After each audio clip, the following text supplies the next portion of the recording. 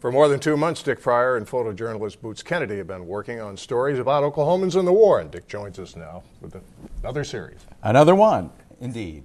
The American war effort engaged practically everyone in the country from all walks of life. Most were young, single men, but there were also married people with families, careers who put their personal lives aside and volunteered for military duty. They committed to the cause, made the sacrifice, and proudly, courageously served their nation in any way they could.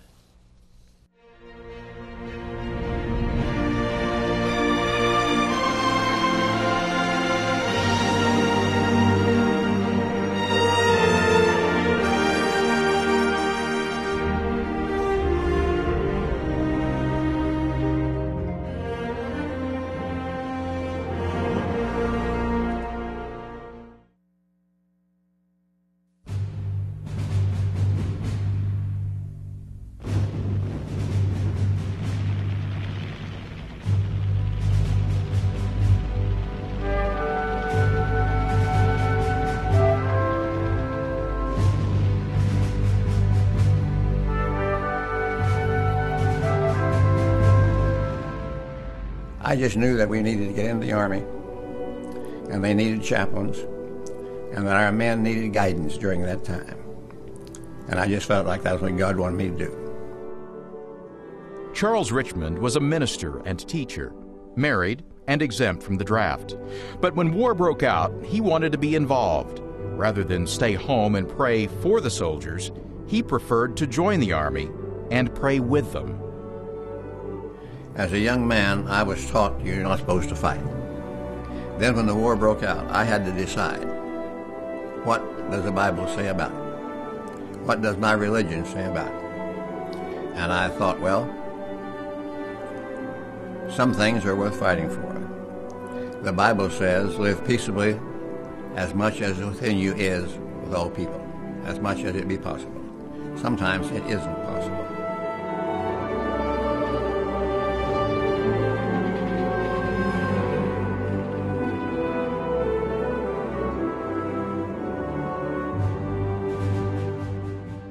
After limited military training, the Army sent Richmond into the China-Burma-India Theater, where he stayed for 2.5 years. The Japanese had attacked China, and they had taken all the port cities of China. All the port cities had taken. So for the Chinese army, they could not get any supplies in. So we had, our mission was to attack and clear the Japanese from Burma. At the same time, build a road across where we could haul supplies. At the same time, we were building a oil pipeline to where we could get gas and oil local.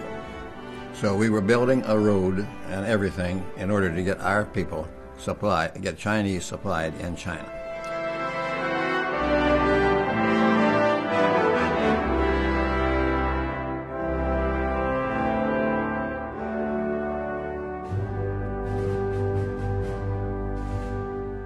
We slept under mosquito nets, always. We had snakes. We even had a tiger break into one of our tents and maul up a boy's shoulder. He recovered, but we had to send him home. But talk about psychological problems, he had them. Anytime a soldier had a problem, he would take it to the chaplain. He delivered death messages, Dear John letters, and if they didn't get letters from home, we'd check up on them. And if a boy was not writing home, many times the mother or someone would write and ask the chaplain to be sure that they wrote message. Well, we saw that they wrote message.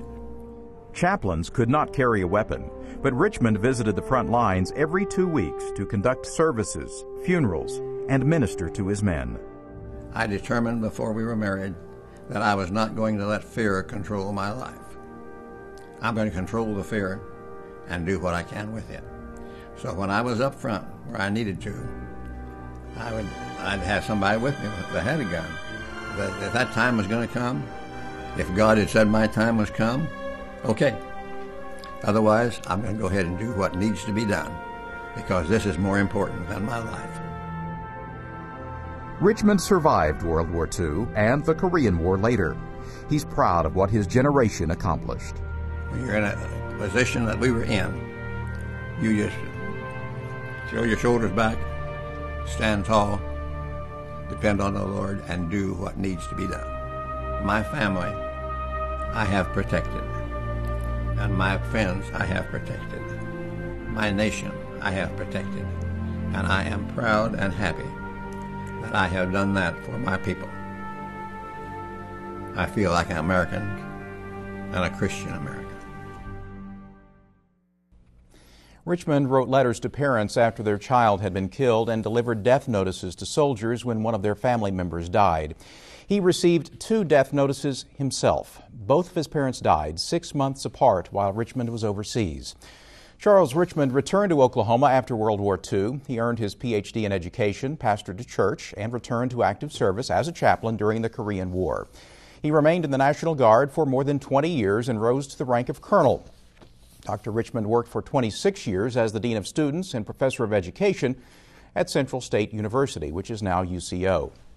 He retired many years ago, but at the age of 89, he still conducts worship services 1 day a month. Man of the cloth, a dangerous job What in the a military. story. He's an Tough. extraordinary man, I've got to tell you. Dick, how can folks find out more about the fascinating people you're profiling here? Well, there's several ways to do that. One way is to go to the Oklahoma World War II Stories website that we have and click on the Videos tab, which will take you to videos of all of these stories. Also, go to the blog where you can see more information and post a comment, and we'll also be compiling them in a documentary that will air on December 6th. Great. Thanks a lot. They've been so Great. inspiring. You Thank bet. you.